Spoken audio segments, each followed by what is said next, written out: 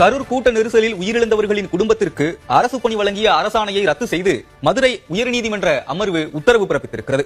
இது தொடர்பாக பேசுவதற்காக நாத்தக நிறுவனம் நீதிமன்றம் உத்தரவு பிறப்பித்திருக்கிறது. உங்கள் கட்சி தரப்பிலிருந்து வழக்கும் தொடரப்பட்டிருக்கிறது. ஏன் வழக்கு தொடர்ந்தீங்க? இந்த உத்தரவை நீங்க எப்படி பாக்குறீங்க?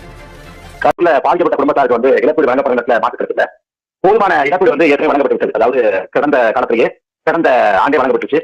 ஏறக்குறைய அரசு தரப்பு கட்சிகள் 30 லட்சம் வரைக்கும் கொடுத்துட்டாங்க. 30 லட்சம் கொடுத்த பிறகு இப்போது வந்து அரசு வேலை அப்படின்னு தாவே காலத்துக்கு வழங்குறதுக்கு காரணம் வந்து கரூர் பகுதியில் இடைத்தேர்தல். அதை மையப்படுத்தி தான் இந்த இடைத்தேர்ந்தாங்க. அமோனியா வாயு கசிவால 18 பெண்கள் இறந்து போனாங்க.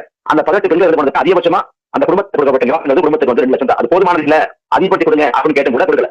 அதே சமயம் கரூர்ல இறந்து போனவங்களுக்கு அரசு வேலையை கொடுக்கறாங்கன்னா முழுக்க இடைத்தேர்தல் மனசு தான் பண்றாங்க. அதாவது இங்க தூய்மை பணியாளர்கள் இருக்காங்க. தூய்மை பணியாளர்கள் வந்து தாக்குதல் இறங்கி செய்றாங்க. அப்ப விவசாயி தாக்கி இறந்து போறாங்க. அவங்க குடும்பத்தாருக்கு ஏதாவது இழப்பீடு வழங்கப்பட்டா இழப்பீடு வழங்கப்பட்டா அரசு வழங்கப்படா இல்ல. மீன் பிடிக்க போறாங்க, திருக்கடல வந்து சிங்கள கொலை செய்யறாங்க. அவங்க குடும்பத்தாருக்கு வந்து அரசு வழங்கப்படா இல்ல.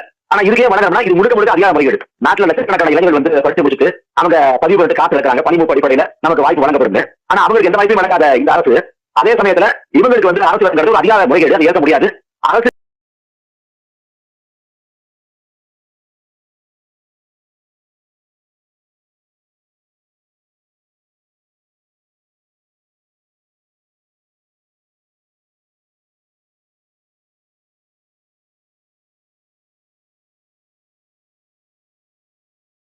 அரசுக்காக பயன்படுத்துறதை வந்து நம்ம அனுமதிக்க முடியாது. அதனால அதை எடுத்து நம்ம அறிக்கை கொடுத்தோம். நான் சீமானோட அறிக்கை வந்துச்சு. அதே போல நாம் தமிழர் கட்சியோட வழக்கறிஞர் பாசை சார்புல வழக்கு கொடுத்தோம். இப்ப நம்ம கேட்ட அதே கேள்வியை வந்து நீதிமன்றம் கேட்டிருக்குது. சிவகாசி பட்டாசு ஆலை விபத்துல இறந்து போனவங்க குடும்பத்துக்கு வந்து அரசு வேலை கொடுக்கப்படுமா அப்படின்னு கேள்வி தார்மீகமா கேட்டுருக்காங்க. அதுக்கு அரசு தரப்ப எந்த பதிலும் இல்லை.